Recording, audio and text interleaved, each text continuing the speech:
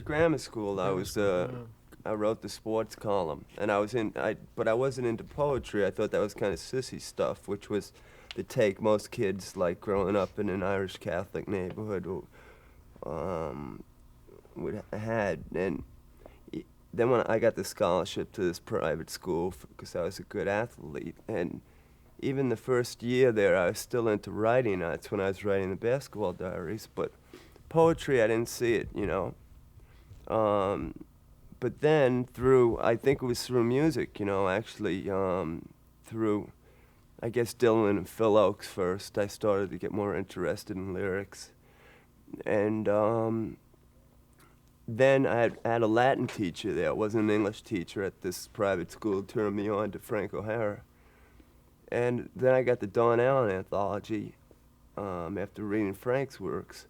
And that was kind of it, you know. I mean, I read Ginsberg, and then Frank died, you know.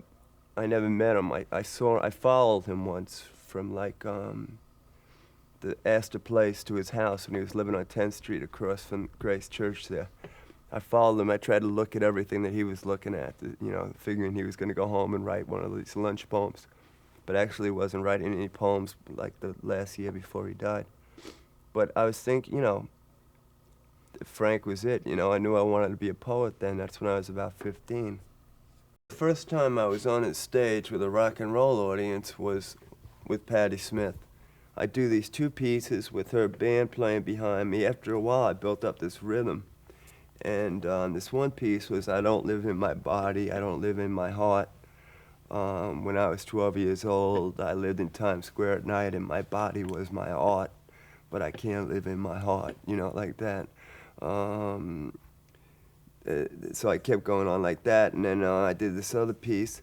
And Patty, like, you know, whenever she felt I was nervous at first, she'd just come over to me. I realized what a pro she had gotten to be by then. She'd just lean up to me playing the guitar and just, like, give me the strength, you know? But then by the end, I was really cooking, you know? They had to drag me off. So I said, I'm getting my own band, man. This audience is terrific. They dug it, you know? There's a piece from the Book of Nods called Just Visiting.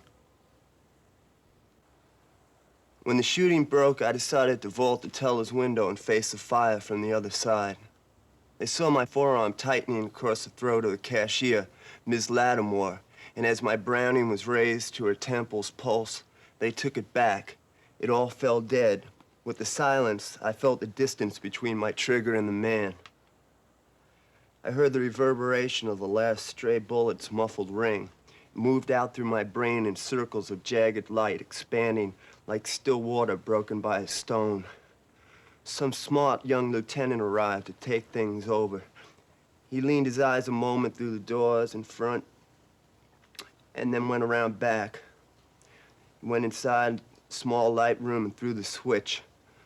All the lights rolled out of thin vapor tubes above me from right to left. The darkness absorbed more silence. I could hear their details being assigned. The tone of the headman's voice was clear. They were hot to blow me away. I didn't expect my hostage would go down as a deal. I knew she signed that paper when she took the job. But I just wanted some last contact. I would have rather some sweet, clever music. I slit the strap to her bra. I reached under. I felt my palm rinse her breast. It could have been a radio. I moved my lips closer so only she could hear me. It should have been a radio. I whispered in my codeine voice. I told her, you see, all my life, the women I've been with, and that's more than you can imagine, really. I always bypassed their breasts. I went down, you know? I went to the source. I honestly don't think you're going to die, so don't be afraid. Listen. I wanted the thunder on my fingers, on my lips. What are a woman's breasts? It's just so much adornment. They lay like chalices on an altar waiting for adoration. Like the writing on the scroll, the handles on the urn, the gold that lines the vessel. I wanted the mystery inside, the thunder and the darkest light. I mean, I feel the sharpness of your nipple. It's flawless, there's no doubt about that.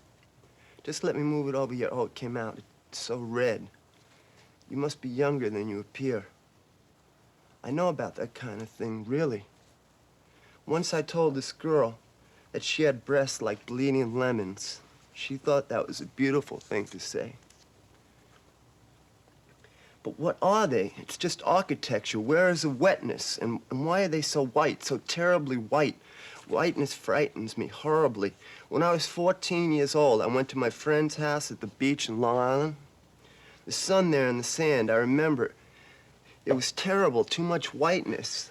I couldn't stand it. I stayed in my friend's room for days and listened to music. His mother and his fat sister, they thought me quite insane. I wanted to teach myself to play the drums. The sister was 36 years old and so fat the mother had to tie the laces on her shoes. I hated her and she hated me, but I was just visiting, so it wasn't fair.